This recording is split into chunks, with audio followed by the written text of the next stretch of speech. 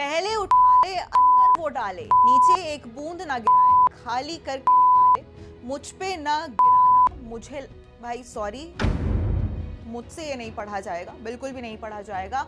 और आपने जब इतने बीप सुने होंगे तो आपको ये भी समझ में आ गया होगा कि ये लिरिक्स कितने ज्यादा घटिया हैं।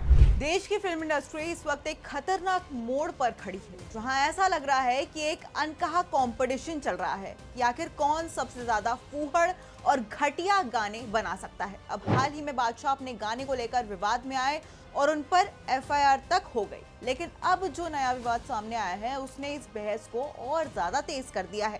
Kannada film KD the devil का गाना सरके चूनर तेरी सरके, जिसमें नोरा फतेही और संजय दत्त नजर आ रहे हैं।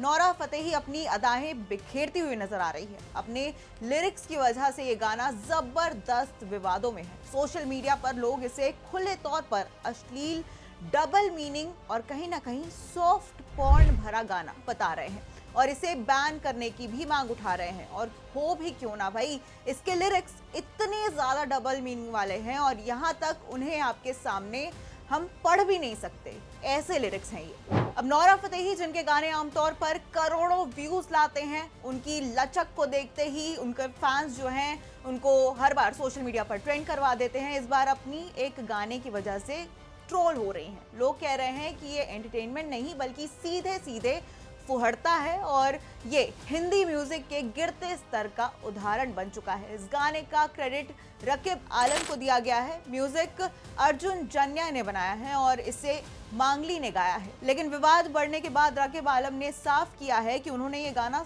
नहीं लिखा है, बल्कि ये मूल रूप से कन्नड़ में फिल्म के डायरेक्टर प्रेम ने लिखा है और उन्होंने सिर्फ इसे हिंदी में ट्रांसलेट किया है। उनका कहना है कि ट्रांसलेशन करते वक्त उन्हें भी लगा कि गाना बेहद भद्दा है, लेकिन डायरेक्टर के कहने पर उन्होंने इसे वैसे ही डाल दिया। अब अजीब बात है, लिरिक्स हिंदी हो, कन्नड़ हो, तमिल हो, मतलब तो एक ही है ना।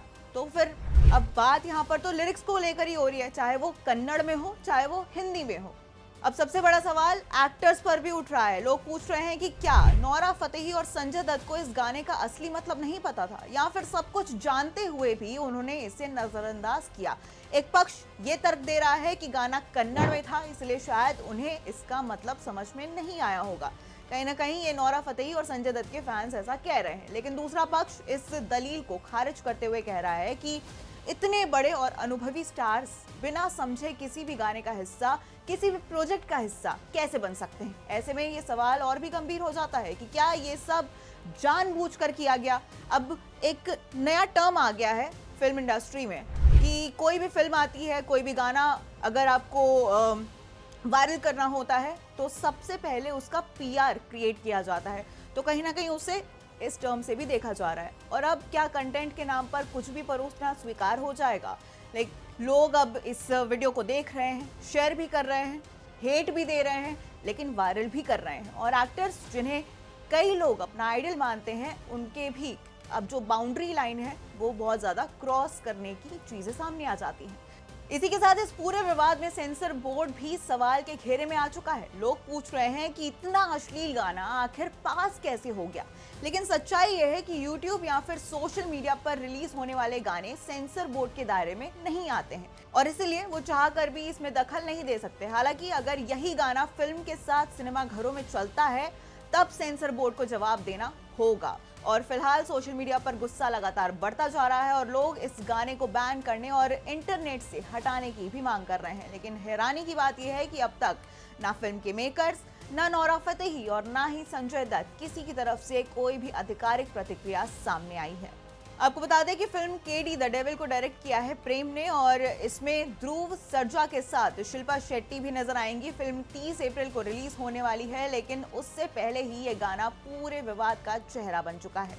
अब अगर साफ तौर पर कहा जाए तो ये मामला सिर्फ एक गाने का नहीं है, बल्कि पूरी इंडस्ट्री का कंटेंट क्राइसिस का एक संकेत देता हुआ नजर आ रहा है। अब एंटरटेनमेंट और अश्लीलता के बीच की लाइन तेजी से धुंधली होती हुई नजर आ रही है। क्रिएटर्स विवाद के नाम पर ध्यान खींचना चाहते हैं, स्टार्स शायद अपनी जिम्मेदारी को उतना गंभीरता से नहीं ले रहे हैं और दर्शक भी कई बार बिना सोचे समझे ऐसे कंटेंट को वायरल कर देते हैं, चाहे वो नेगेटिविटी के तौर पर हो चाहे वो पॉजिटिविटी के तौर पर हो। वायरल तो हो ही गया आखिर ये गाना। अब सवाल यहाँ पर सिर्फ इतना नहीं है कि ये गाना गलत है या सही, सवाल ये है कि क्या हम ऐसे दौर में पहुंच चुके हैं जहां व्यूज के लिए कुछ भी चलेगा। अगर अभी भी इस पर चर्चा नहीं हुई तो आने वाले समय में ये ट्रेंड और ज्यादा खतरनाक हो सकता है। आप एक बार ये गाना जरूर सुनिएगा, मैं तो कहूंगी, क्योंकि मुझे नहीं लगता कि आप सुन भी पाएंगे, एक लाइन भी नहीं सुन पाएंगे। मैं आपके सामने नहीं बोल पा रही हूँ लिरिक्स, तो सुनना तो बहुत दूर की बात है।